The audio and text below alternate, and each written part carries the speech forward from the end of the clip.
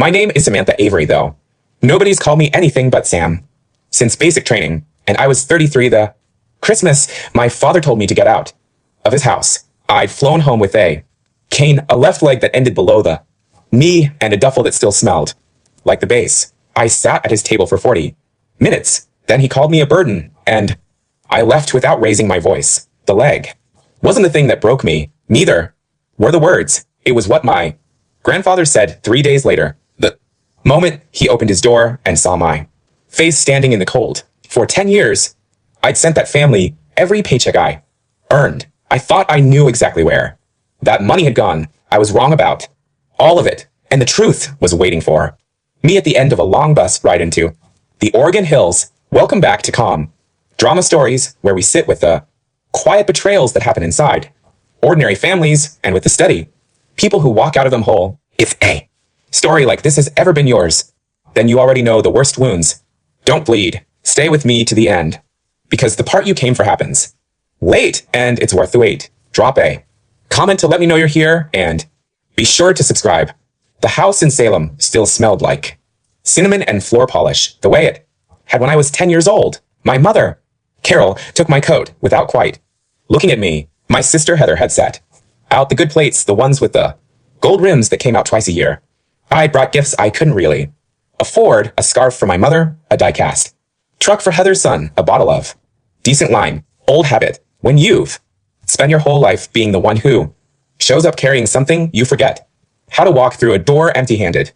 I leaned my cane against the wall where nobody would trip on it and lowered myself into a chair. You just sit, Heather said. Well, bring things to you. She said it the way you talk to a guest who might break. It landed like a diagnosis. My brother Mark passed the rolls and kept his eyes on his plate. 28 years old and still flinching at his own father's silence. For 40 minutes, we talked about the weather, the new bypass, and Heather's kitchen remodel, the quartz counters, the farmhouse sink. Nobody asked about Kandahar. Nobody asked about the leg, which was fine, because I hadn't come for sympathy. But nobody mentioned the 10 years of paychecks either. 10 years of wiring almost everything I earned into the family account. Money my father swore was the only thing keeping his own father's farm out of foreclosure. I kept waiting for that subject to surface. The way you wait by a door you've already heard unlock from the other side. So how long are you planning to stay? My mother asked, halfway through the ham. It wasn't a welcome. It was a clock, and it had just started running. I told her I hadn't planned that far. The medical discharge had only finalized 3 weeks earlier. I was still learning how my own body worked again, still mapping the distance between a chair and a door. My father set down his fork at that. Ray Avery had a way of going quiet. That was louder than shouting. 3 weeks out, and already with your hand open, he said. I told him my hand wasn't open. I told him I'd come home for Christmas, not for money, and that, for the record, I've been the one sending it. That money spent, he said, on things that mattered. I asked what mattered more than the farm I'd been bleeding. Paychecks to save. He looked at me like I'd tracked mud across the carpet. You come back broken. You come back broke. And you sit at my table acting like the world owes you a parade. Heather studied her wine. Mark stared at the tablecloth. My mother folded her napkin into a smaller and smaller square. I waited for one of them to say something. None of them did. I gave you everything I made for a decade, I said, and my voice stayed level, because the one thing the army taught me well was how to keep my voice level. That was when he said it plain as passing the salt. You're a burden. Get out of my house. I stood up. It took me longer than it used to, and I made them watch every second of it. I picked up my cane. I left the gifts on the table. At the door, I turned back once, and not a single one of them met my eyes. The cold outside was the clean kind, the kind that scrubs the inside of your nose. I stood on the sidewalk and did the math, which is what I do instead of falling apart. I had $61 in checking, a service record, and a body that needed 8 kinds of follow-up. The savings I should have had, the cushion 10 years of paychecks should have built, simply did not exist. I had given it away, one wire transfer at a time, believing every word my father said about the farm. There was exactly one place left that had ever felt like ground under me. My grandfather's. I caught the late bus out of the downtown station, the regional line that loops south through the valley. toward the small towns nobody's heard of, 60-some miles of dark fields and Christmas lights strung on barns. I press my forehead to the cold glass and let the engine noise sit on top of the other noise, the noise that lives behind my eyes since the pressure plate. The counselor at the VA called it hypervigilance. I called it the reason I sat where I could see the door. I hadn't spoken to Walt in years. My father had always relayed the news, always the middleman. Grandpa's slowing down. Grandpa needs the money. Grandpa's having a hard winter. I believe that, too. I was riding 2 hours through the dark to help an old man hold on to a failing farm the way I'd been helping him for a decade. I didn't know yet that I had it exactly backward. I didn't know. The old man thought I'd forgotten he was alive. The bus let me off at a gas station, 2 miles from the farm, and I walked the rest on a county road with no shoulder. My cane finding the frozen ruts. Walt's place sat at the end of a gravel drive. A low farmhouse with a sagging porch, and behind it the rows of white boxes I remembered from childhood, the hives. In December, they sat silent and clustered.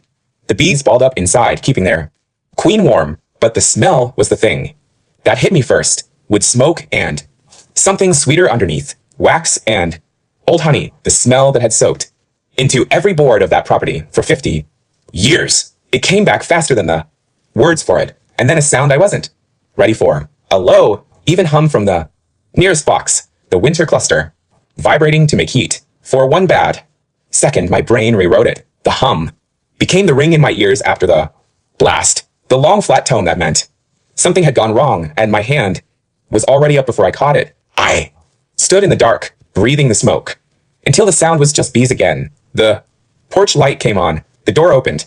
Walt Avery filled it, smaller than I remembered and grayer in a flannel shirt, and reading glasses pushed up on his forehead. He looked at me for a long moment, at the cane, at the leg, at the duffel. I braced for pity. I'd had a tank full of it, and I was done. What I got instead was confusion, the deep kind, the kind that means two people are looking at the same picture and seeing different things. Sam, he said, girl, what in God's name are you doing way out here? I told him the truth in the doorway because I didn't have the strength to dress it up. Dad threw me out. I've got nowhere else. I came to help with the farm. He stepped back to let me in, and the kitchen was warm and ordinary. A kettle on the stove, a cross word folded on the table. He sat me in a chair and put coffee in front of me. Before he said anything at all, help with the farm, he repeated slowly, like the words were in a language he half knew. Sam, the farm's not in trouble. Hasn't been in years. I said, that couldn't be right. I said, I'd been sending money home for it for 10 years. Every deployment, money, Dad said, went straight to Walt for the mortgage and the equipment and the bad seasons. The old man's face did something I'll never forget. It went pale, then very still.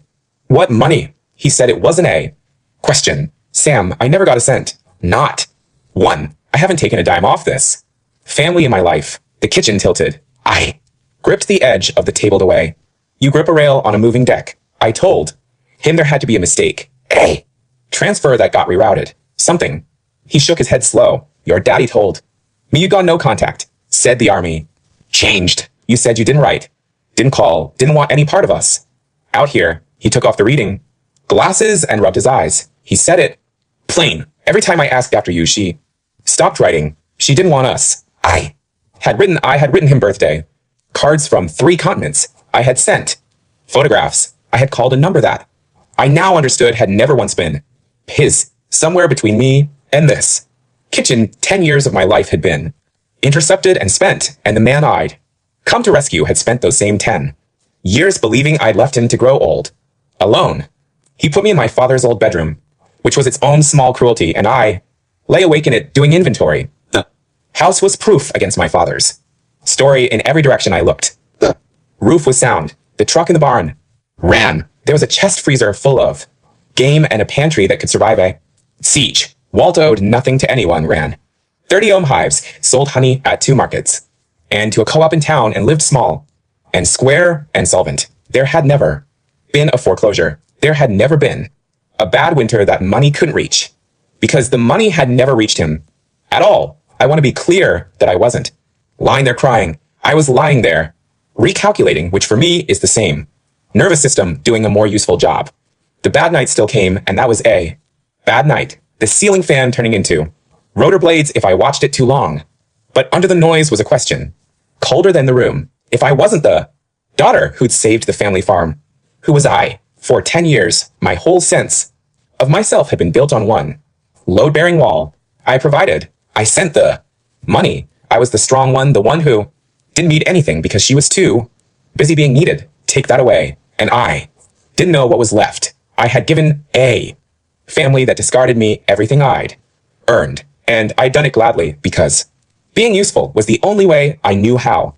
To be loved, I lay in my father's childhood bed and understood that I was going to have to learn an entirely different thing. I just didn't have a name for it yet. In the morning, he didn't ask how I'd slept, which I appreciated. He made eggs and set a mug in front of me and looked out the window at the white boxes glazed with frost.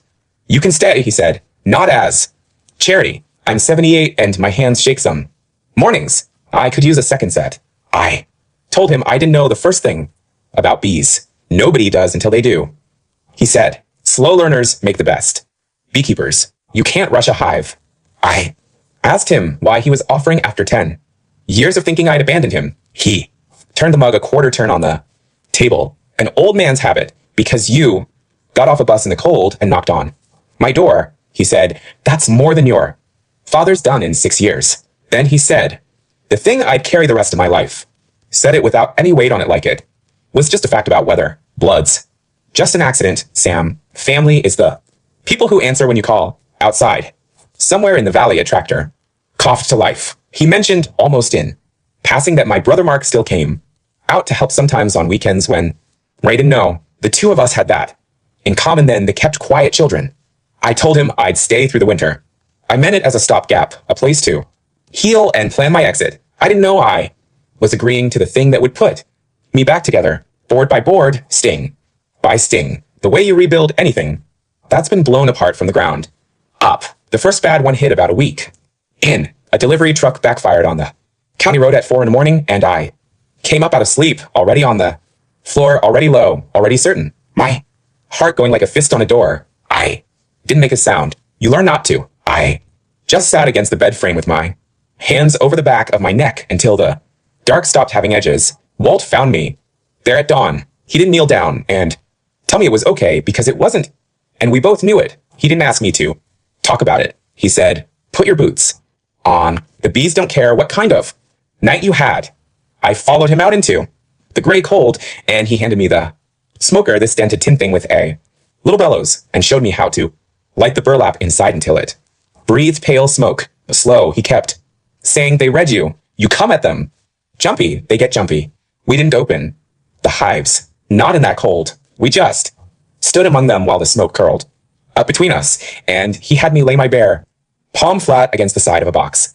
Through the wood, I could feel it, the hum. 40,000 bees holding the dark, together with nothing but the heat of their own bodies. I'd spent a week hearing that sound as the blast.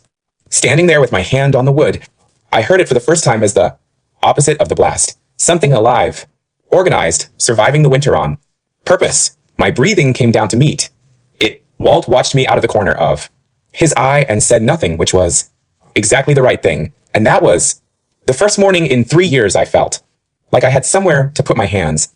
Winter loosened into a wet Oregon spring, and the hives woke up. There's a thing that happens to a beekeeper that nobody tells you about, which is that you cannot do the work afraid. A hive can smell adrenaline come at them with shaking hands and a jittering heart, and they'll meet you sting for sting. 50 of them lifting off the frame at once to tell you what they think of your mood.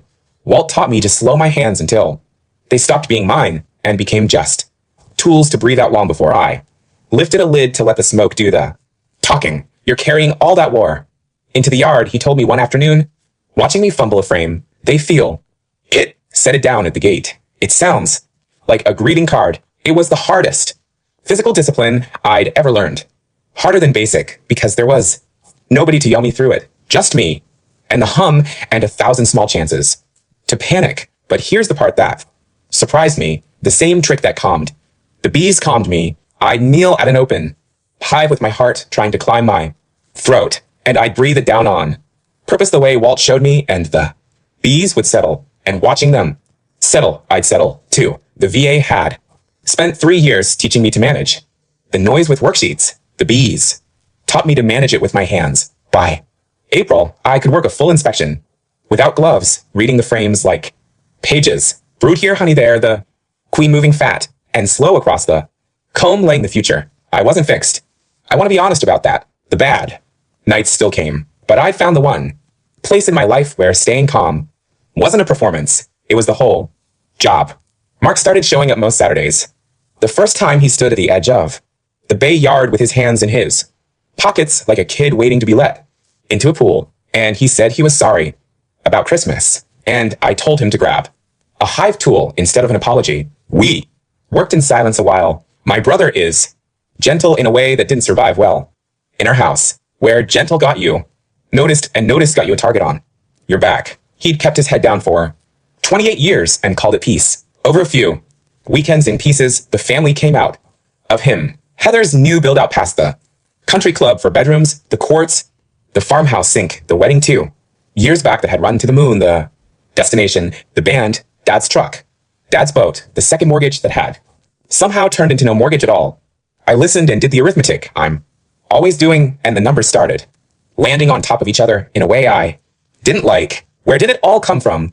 I asked him, casual scraping wax off a frame. Mark shrugged. Dad always said he had a good year. Every year was a good year the way he told it. He didn't know.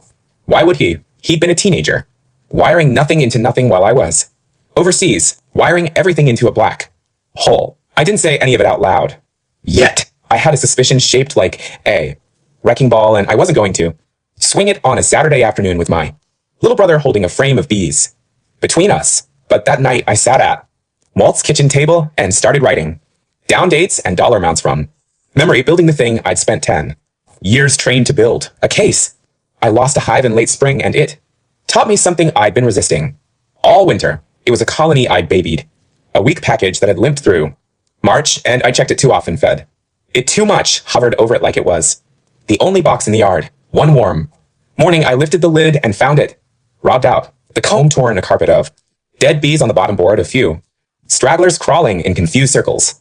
A stronger hive had smelled weakness and stripped it clean in a single day. The silence, where the hum should have been, was its own kind of grief. I stood there, ready to take it as a verdict on me, because that's my reflex to turn every loss into a referendum on whether I did enough. Walt came over and looked in and didn't say anything soft. You loved it to death, Sam.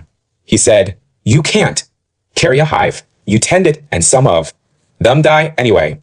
I told him I should have caught it sooner. Maybe, he said, or maybe it was never going to make it, and the rest of the yard is thriving, while you stand here staring at the one that didn't. He had me scrape the dead box, sterilize the frames, and set them out clean for a new package in July. Then he made me walk the rows and count the living colonies out loud. 29. I'd been so fixed on the one I couldn't save that I'd stopped seeing the 29 that were fine. I think you can guess why that lesson didn't stay in the bay yard.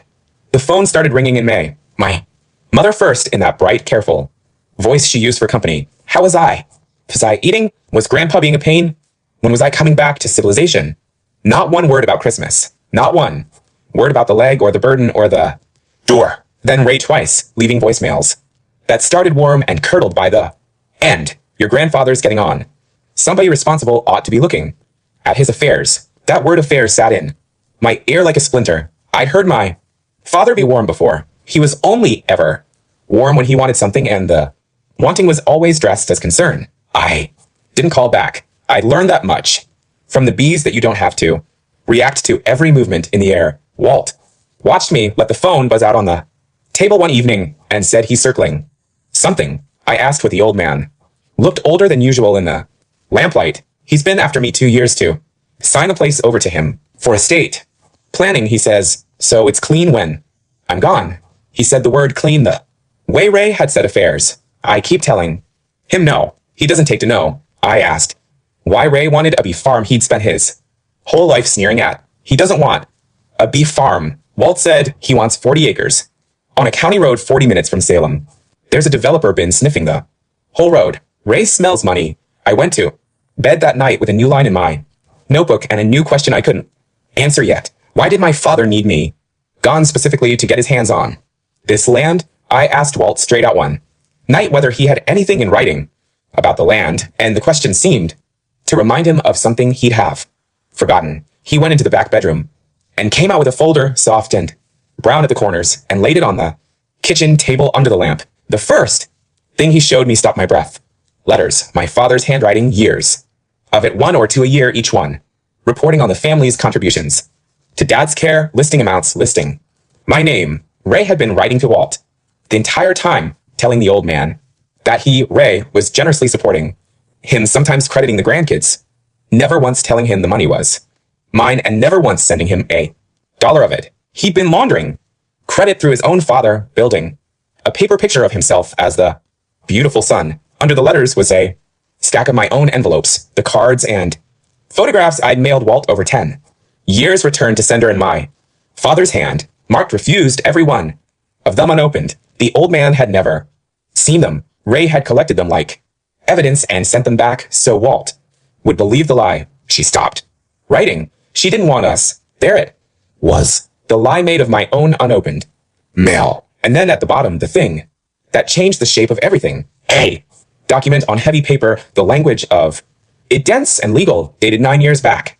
An irrevocable trust. Walt had put the land and the apiary into it the same year my father first started pushing him to sell, naming himself trustee and me co-trustee, with a clause that the property could not be sold, transferred, or developed without the signature of every serving trustee, which meant me. I did it quiet, Walt said. I'd seen what Ray was, figured the one person who'd never let this place get paved was the one already giving up everything she had for it. I sat there with 9 years of stolen letters in my lap and understood, finally, why my father needed me erased. As long as I was estranged and silent, he could argue I'd abandoned the family and pry that trust apart. He hadn't thrown me out in anger. He'd throw me out as a move. That night, I finished the case I'd been building in my notebook, and the bottom line came to $191,000, give or take, across 10 years and 4 deployments. I could account for nearly all of it. Heather's wedding, the part that ran past $40,000, the down payment on the 4-bedroom, the vanishing second mortgage on the house in Salem, the one my father had paid off in a single year he called a good year. My money, every dollar of it spent making my father and my sister comfortable while I learned to walk on a road outside Kandahar. I sat with that number for a long time, waiting to feel rage, because rage would have been simpler.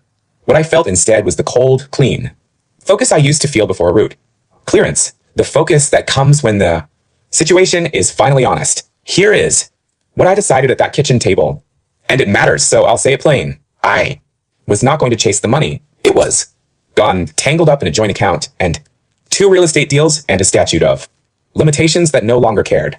Chasing it would mean years in a courtroom, feeding lawyers to claw back dollars that no longer existed. My father wanted me reactive, loud, litigious, the unstable daughter he could point to. So I'd be the opposite. I would not raise my voice once. I would build something real with my hands on the land the trust had already given me, the standing to protect, and I would let the truth sit in the open where everyone could see it. He'd come at me with lies and a slammed door. I'd answer with a working farm and a stack of paper that didn't argue. You don't win a fight like that by swinging. You win it by being undeniable. I told them my decision at the kitchen table, the 2 of them and me, the same table where Walt had put coffee in front of me on the worst night of my life. I laid out the whole case first. The $191,000, the wedding, the house, the letters, all of it, because they deserve to hear it from me and not from a courtroom. Mark went white and quiet. Walt just nodded slow, like a man having something confirmed that he'd suspected for years. Then I told them what I wasn't going to do. I wasn't going to sue for the money. It was gone, dissolved into real estate and a joint account and a clock that had already run out. And chasing it would mean 2 years of my life feeding lawyers to claw back dollars that no longer existed in any form I could reach. More than that, it was exactly what my father wanted. He needed me loud and litigious, the unstable veteran daughter losing her mind over money so he could point and say, see, so we don't give him that. I said, we don't chase what's gone. We build what's here. Mark asked what that meant for him. I told him it meant a job if he wanted one, building something with his own name on it instead of hiding from a man who scared him. He said he'd quit the parts store Monday. Walt laid his shaking hand flat on the table between us, and Mark put his on top, and I put mine on top of theirs, and nobody said anything corny about it. We just sat there, second three people who'd chosen each other, and then we got back to work. That I understand now was the moment I stopped being a soldier and started being an Avery on my own terms. I know what you're thinking because I've thought it about other people. 10 years. How does anybody send money into a hole for 10 years and not check the bottom? So let me tell you what I actually did. Because I wasn't a fool, I was a soldier. 8,000 M from a bank. Around year 4, I got a bad feeling and asked my father for statements. He sent me 3 pages. Screenshots, really balances, and a couple of transfers and a photo of Walt's barn with a new section of roof. See your money at work. The roof was real. It just wasn't new, and it wasn't mine. Around year 6, I tried to get into the online banking myself from a base computer and couldn't. He'd set the login up under his own email and phone number, so every verification code went to him, not to me. The paper statements went to the house in Salem to an address that wasn't mine, and when I called the bank from a satellite phone to ask about routing my pay into a separate account I controlled, I was told that splitting or closing a joint account couldn't be done remotely, that both holders had to walk into a branch together with photo identification. I was in a combat zone.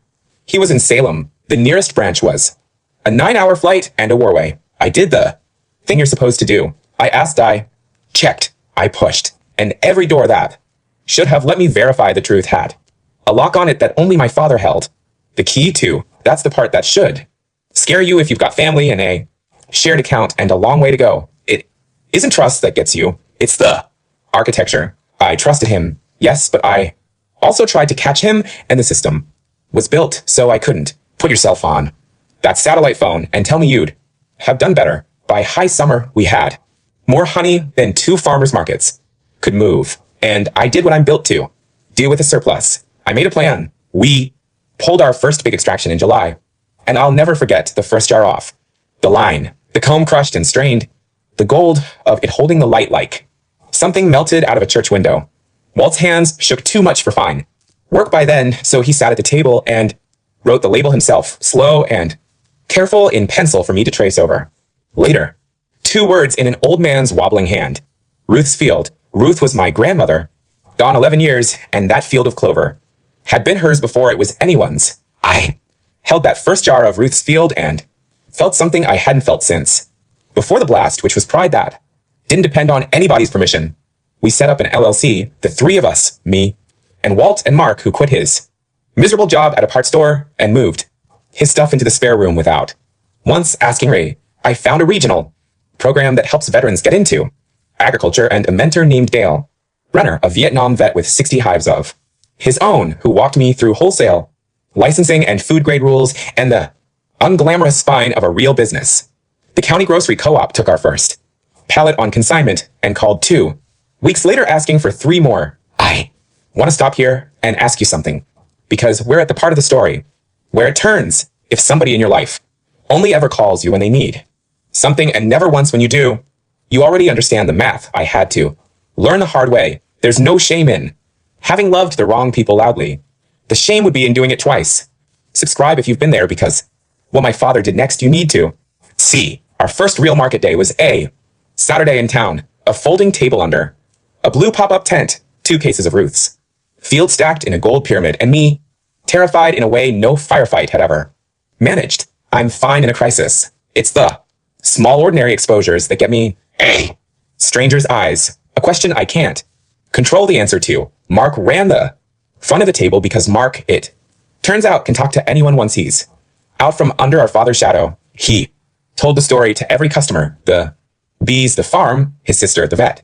Watching him, I realized the gentle thing in him that our house had treated like a defect was the most valuable asset we owned. We sold out by 1 o'clock. A woman came back twice, once to buy a jar, and once an hour later to tell me her husband had been in the Gulf and never talked about it. She was going to set our honey on the table and just leave it there, she said, as a way of saying something she didn't have words for. She Didn't make a speech of it. She bought 3 jars and squeezed my hand. I stood behind that little folding table with the empty cases at my feet and felt the thing I'd chased through 10 years of.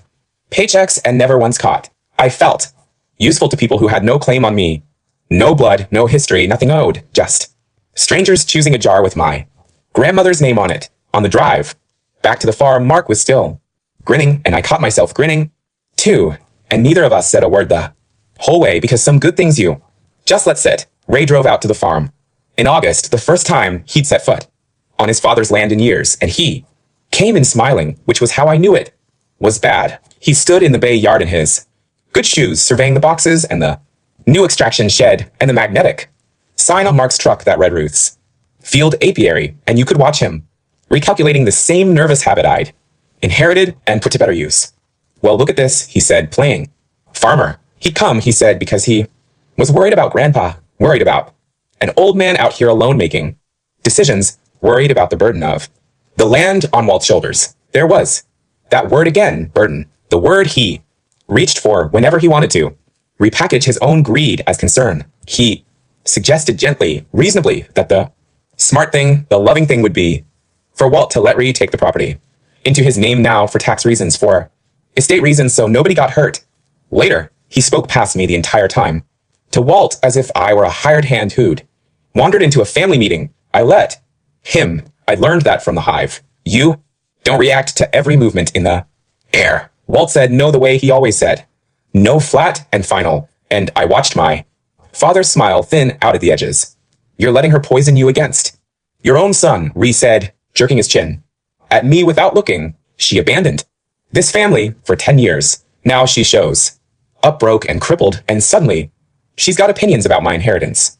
My inheritance. There it was. Finally, the true noun under all the worried ones. He left without staying for coffee. From the porch, I watched his car kick gravel down the long drive, and I knew the way you know weather is coming, that he'd be back, and that next time he wouldn't bother smiling. Mark filled in the rest over the next week, scared and quiet the way he got.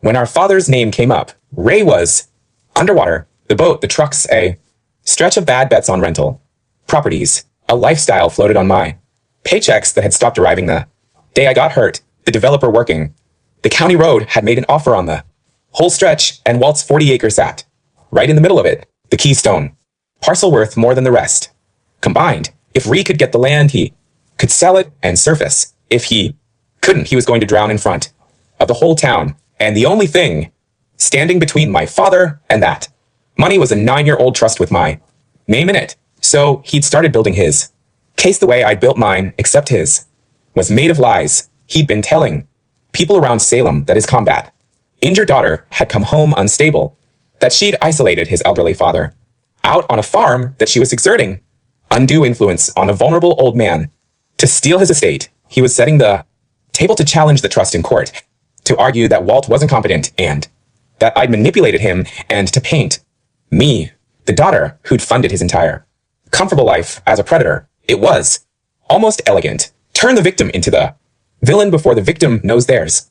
A trial. I understood then that he hadn't thrown me out at Christmas in a fit of temper. He'd been clearing the board. An arrunged, absent daughter is easy to write out of a story. He just hadn't counted on me getting off that bus. He hadn't counted on Walt opening the door, and he had no idea that the abandoned daughter he planned to paint as unstable had spent 10 years learning to stay calm under fire. Here's where another version of me, the younger one, would have called my father and screamed the house down. I didn't. I made appointments instead. Through the Veterans Legal Aid Clinic, I found an estate attorney named Pute, a careful woman who read the trust twice and then looked at me over her glasses and said the 4 most beautiful words in the English language. This is airtight. Structurally irrevocable meant exactly that. Walt couldn't be talked into undoing it. Couldn't be pressured into selling. Couldn't sign the land away in a week moment because he'd already given up that power 9 years ago on purpose. Walt was the trustee while he lived, and he'd named me co-trustee with a clause that the property couldn't be sold, transferred, or developed without the signature of every serving trustee. That meant nothing happened to this land without my hand on the pen, and I was not going to sign. But Pute warned me about the soft spot The one move left to Ray was to claim Walt had been incompetent when he made the trust, or was incompetent now, and that I'd unduly influenced him. So we closed that door. 2. We had Walt evaluated by his own physician and a geriatric specialist, both of whom documented in clinical language I made sure was hedged and honest that he showed no cognitive impairment consistent with diminished capacity. We had the original attorney who drafted the trust write a letter confirming Walt had come to him alone 9 years ago, clear-eyed and unaccompanied. I built a wall of plain, boring, verifiable fact around an old man and 40 acres of clover. No theatrics, no recordings made in secret, no traps. Just documents that said what was true and would keep saying it in a courtroom under oath long after anyone's voice gave out. My father's whole strategy ran on the story being murky. I spent that month making it clear when he came back, and I knew he would. The murk would be gone, and so would his only weapon. Heather came in September, which surprised me because Heather did not do gravel roads. She picked her way across the yard in white sneakers, wrinkling her nose at the bees, and found me at the extraction shed in a stained apron, sticky to the elbows. She'd come, she said, to make peace, family to family. Then she spent 10 minutes explaining why. The peace required me to stop being difficult about Grandpa's estate. Dad's in a hard spot, she said, and honestly, Sam, after everything the family's done for you, you could stand to be a little less selfish. Everything the family had done for me. I set down the frame I was holding and asked her evenly what exactly the family had done. She listed it without a flicker. They'd taken me in for Christmas. They'd never made a big deal about my, situation. And the money over the years, well, family.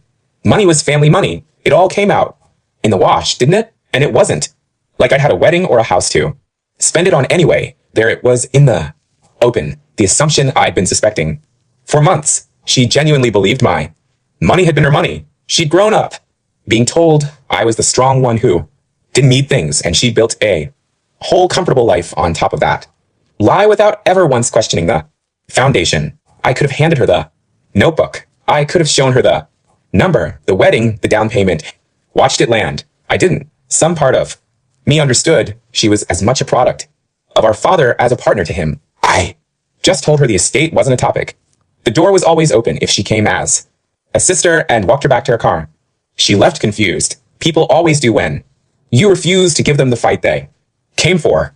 In October, the co-op offered us a real contract, a year of guaranteed shelf space across 6 stores, our biggest order yet, and a buyer named Linda who wanted to do a proper signing out at the farm because she liked the story and thought her customers would too. The county paper wanted to run a feature, Vettermund Apiary, local honey. The works, a photographer, an afternoon, the whole community invited to see the operation. We set it for a Saturday at the end of harvest, the busiest the farm had looked in a decade. Hives heavy, shed humming, jars of Ruth's field, stacked gold on every surface. I'd come to that gravel road 11 months earlier with $61 and a duffel, and now I had a business, a brother, a grandfather, and a reason to get up that didn't involve outrunning anything. I want to pause the story here for 1 second because we're almost at the part you've been waiting for, and I don't want you to miss it. My father once stood up at his own table and told a room full of relatives that I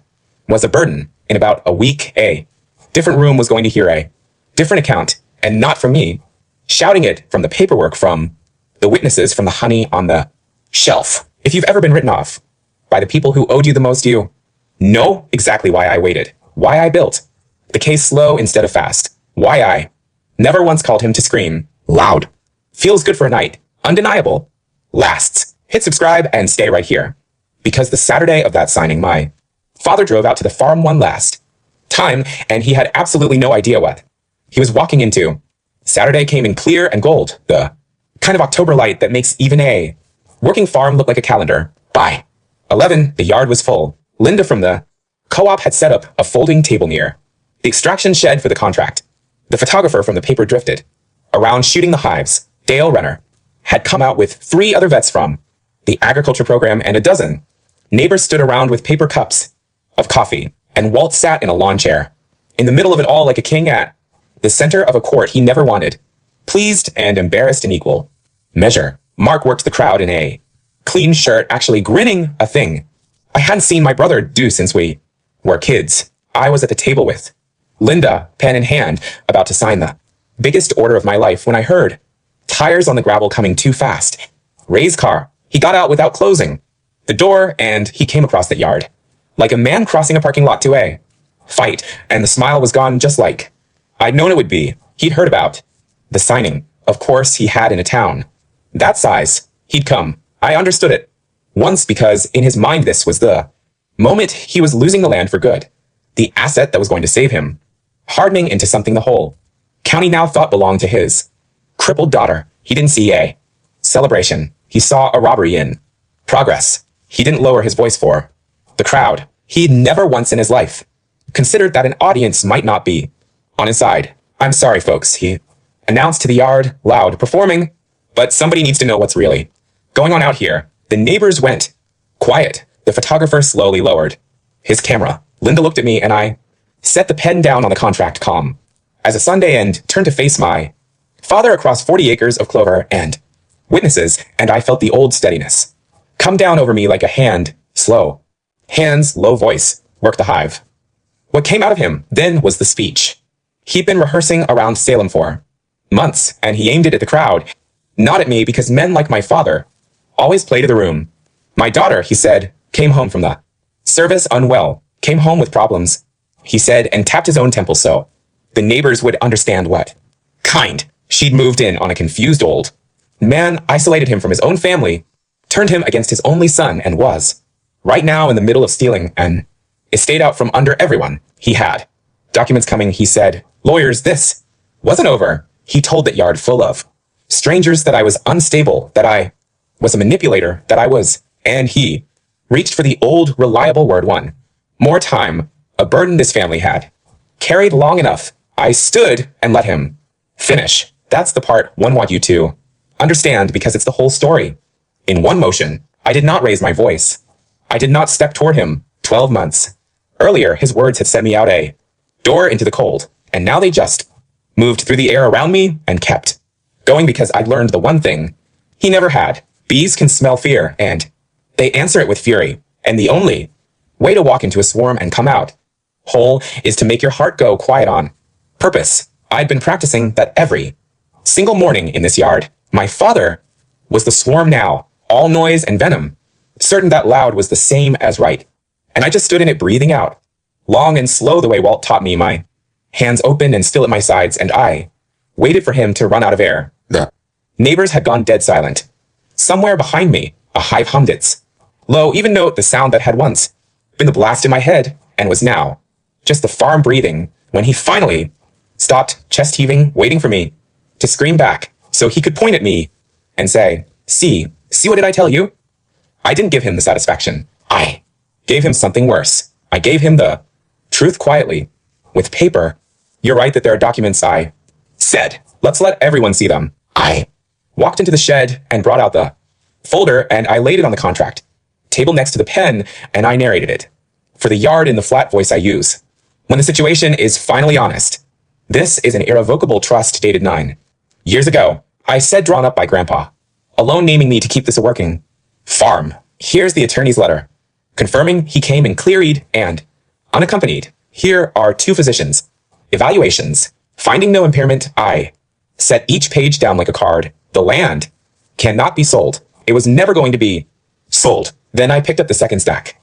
And these, I said, are my father's letters to my grandfather. 10 years of them taking credit for supporting this farm. And these are the cards and photos I mailed home from overseas, returned unopened in his handwriting, so Grandpa would believe I'd abandoned him. I let that sit one beat. The money my father told you I never sent. I said the burden. He says I've been came to $191,000 over 10 years and 4 deployments. It paid for my sister's wedding. It paid off this man's house. I funded the comfortable life he's standing here defending. I turned to him then and for the first and only time I spoke directly to my father, and I kept my voice exactly as low as it had been. You stood at your table last Christmas and called me a burden. I said I was the one carrying all of you. Walt rose out of his lawn chair, slow and shaking, and said to the whole yard in his cracked old voice, every word she said is true, and I've Got the papers in the house to prove the rest. Ray's face went through everything. At once. The fury, the calculation, the search for an exit. He did not apologize. Men like him don't. Not when. They're cornered only when it's useful. And it wasn't useful anymore. He called. Walt, a senile old fool. He called me a liar.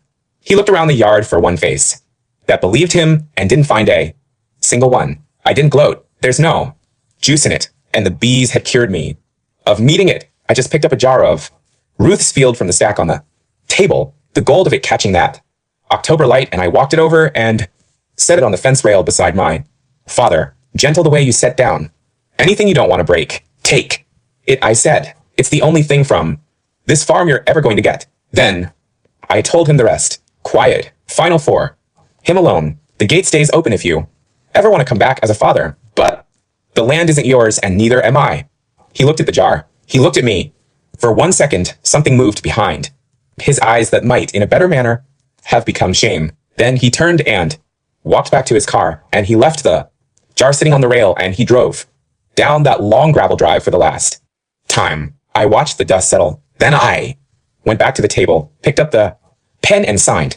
The co-op contract went through that afternoon, and Ruth's Field went on to 6 store shelves by Thanksgiving and sold through twice. The lawsuit my father threatened never came because Pute sent his attorney the same wall of paper I'd shown the yard, and there's no case to be made when every fact is already standing in daylight. Mark stayed. He runs the wholesale side now and laughs more than he sleeps. And the gentleness that got him nothing in our father's house turns out to be exactly what bees and customers both respond to.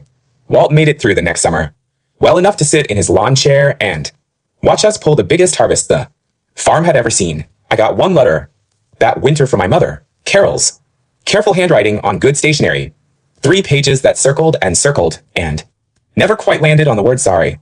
She wrote that things had gotten complicated, that your father isn't all bad, that she'd always known I was the strong one who could handle being on my own. I read it twice at the kitchen table where Walt had once put a coffee in front of me and changed my life. I felt the old pull, the trained reflex to fix it, to answer, to be useful to her.